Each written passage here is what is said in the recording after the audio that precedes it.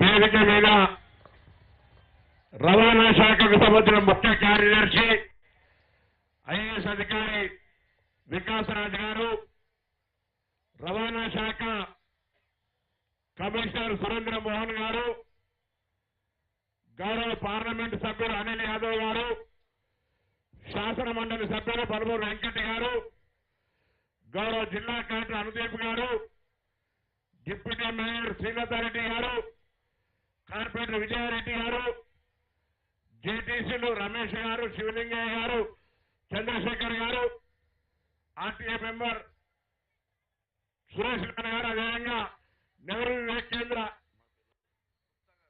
గుప్తా గారు, వేదిక మీద ఉన్న పెద్దలు, ఇక్కడికి విచ్చేసినటువంటి పాఠశాల విద్యార్థులు అందరికీ, పెద్దలందరికీ కూడా ఆర్టీఏ డిపార్ట్మెంట్ పాత్రికేయులందరికీ పేరు పేరున శుభోదయం, గుడ్ మార్నింగ్. ఈ కార్యక్రమం ఒక గంట సేపు మీ సమయాన్ని ఇచ్చినందుకు అందరికీ ధన్యవాదాలు. ఈ కార్యక్రమం వల్ల మనం పాల్గొనడం వల్ల మనం అవగాహన కలిగించుకొని మనందరం కలిసి రోజువారీ జరుగుతున్న యాక్సిడెంట్లలో ప్రమాదాల్లో చనిపోతున్న వాళ్ళను ఒక్కరినైనా రక్షించగలిగితే మన జీవితానికి మనకు తృప్తినిచ్చేటువంటి కార్యక్రమంగా భావిస్తా ఉన్నాం.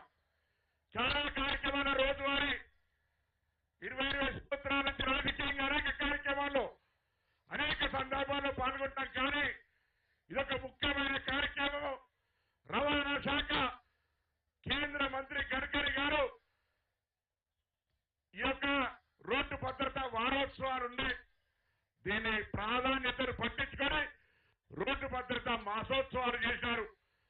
జనవరి 1 నాడు గౌరవ ముఖ్యమంత్రి గారికి హెల్మెట్ ధరింపజేసి ప్రారంభం చేసిన ఈ కార్యక్రమం ఇంతకుముందే కమిషనర్ గారు చెప్పినట్టుగా దాదాపు 10 నుంచి 15 లక్షల మంది విద్యార్థులను ప్రజలను భాగస్వామ్యం చేసి 33 జిల్లాల్లో అనేక రకాల కార్యక్రమాలు జరిపినటువంటి రవాణా శాఖ సిబ్బందిని, ప్రిన్సిపల్ సెక్రటరీ, కమిషనర్ గారిని, అదేవిధంగా ప్రతి అధికారిని హృదయపూర్వకంగా అభినందిస్తా ఉన్నాను. నేను ఈ సందర్భంగా ఒకటి విజ్ఞప్తి చేస్తా ఉన్నా. గౌరవ ముఖ్యమంత్రి గారు మీ అందరికీ ప్రభుత్వం తరఫున ఒక మాట, ఈరోజు ప్రభుత్వం చేయాల్సిన కార్యక్రమాలు చేస్తా ఉన్నాం. ఎక్కడెక్కడైతే బ్లాక్ స్పాట్స్ ఉన్నాయో, యాక్సిడెంట్ జోన్ ఏరియాస్ ఉన్నాయో వాటన్నిటినీ ప్రభుత్వం తొలగించి యాక్సిడెంట్లు జరగకుండా చూసే ప్రయత్నం చేస్తా ఉంది. అంతేకాదు ఈ యొక్క రహదారి భద్రత, రోడ్డు భద్రతకు సంబంధించి రాబోయే కాలంలో పిల్లలు చదువుకోవడానికి తెలంగాణ ప్రభుత్వం పాఠ్యాంశంగా కూడా పెట్టే విధంగా కార్యక్రమాన్ని తీసుకుంటా ఉంది. అంతేకాదు చట్ట ప్రకారంగా రవాణా శాఖకు సంబంధించినటువంటి అధికారాలను వినియోగించి మనం సమాజంలో సావధాన భేద దండోపాయాలన్నట్టుగా ముందుగా ప్రజలకు అవగాహన కల్పిస్తా ఉన్నాం. అవగాహన కల్పించడంతో పాటుగా ట్రాఫిక్ రూల్స్ ఇంతకుముందే సిఐ గారు ఒక పాట వాడినారు, speed thrills but it kills. మనం ఇలా ఆ యొక్క తేడాను సామధాన భేద అని చెప్తా ఉన్నాం 3 రకాలుగా. అయ్యా ఈ యొక్క ట్రాఫిక్ రూల్స్ పాటించి మీ ప్రాణాన్ని రక్షించుకోవడే కాదు, ఎదుటి వాడి ప్రాణాన్ని కూడా రక్షించమంటా ఉన్నాం. అట్లా కూడా వినకపోతే, అవగాహన కలిగిన వినకపోతే చట్టాన్ని వినియోగించి చట్టంలో ఎవరైతే ట్రాఫిక్ నిబంధనలు ఉల్లంఘిస్తారో వాళ్ళకు భవిష్యత్తులో లైసెన్స్ లేకుండా ఉండే విధంగా చర్యలు తీసుకునే విధంగా రవాణా శాఖ కఠిన చర్యలు తీసుకుంటా ఉంది. అవగాహన కల్పిస్తా ఉన్నాం. అవగాహన కల్పించిన తర్వాత కూడా ఎవరైనా రోడ్డు నిబంధనలు, ట్రాఫిక్ నిబంధనలు పాటించకపోతే ట్రాఫిక్ పోలీసుతో సహకారంతో రవాణా శాఖ కఠిన నిర్ణయాలు తీసుకుంటుందనే మాట కూడా ఈ సందర్భంగా మనం చేస్తాం.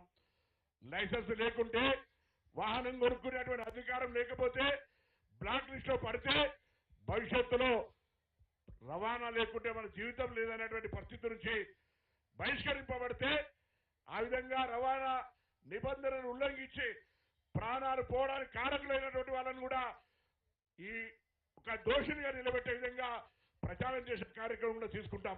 అందుకే దయచేసి మనం ఎక్కువసేపు కాకుండా ఇది ఒక ప్రచారం, ఒక సామాజిక బాధ్యత. ఇది నలుగురు తెలిస్తే, నలుగురు రవాణా శాఖ లేదా రోడ్డు భద్రతలో భాగస్వాములైతే ఇది సమాజంలో ఒక భాగస్వామ్యం అయితే ఆలోచనతో ఈ కార్యక్రమం తీసుకోవడం జరిగింది. ఎక్కువసేపు అందుకే వేదిక మీద ఉన్న పెద్దలు కూడా అందరూ చాలాసేపు మాట్లాడగలిగినా ఎవరు కూడా మాట్లాడకపోవడానికి కారణం ఏంటంటే ఇది ఒక అవగాహన.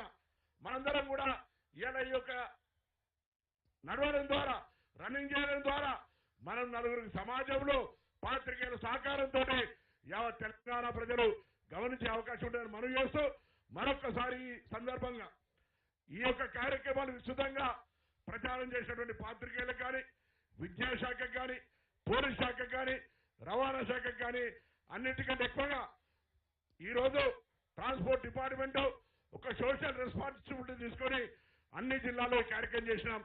రాబోయే కాలంలో ప్రతి పాఠశాలలో రోడ్ అవేర్నెస్ పార్కులు ఏర్పాటు చేసే విధంగా అనేక కార్యక్రమాలు తీసుకునే సందర్భంలో మీ అందరూ సేఫ్ డ్రైవ్ చేసి ప్రాణాలు రక్షించుకోవాలని కోరుతూ అందరికీ నమస్కారం చెప్తూ సెలవు తీసుకుంటా ఉన్నాను.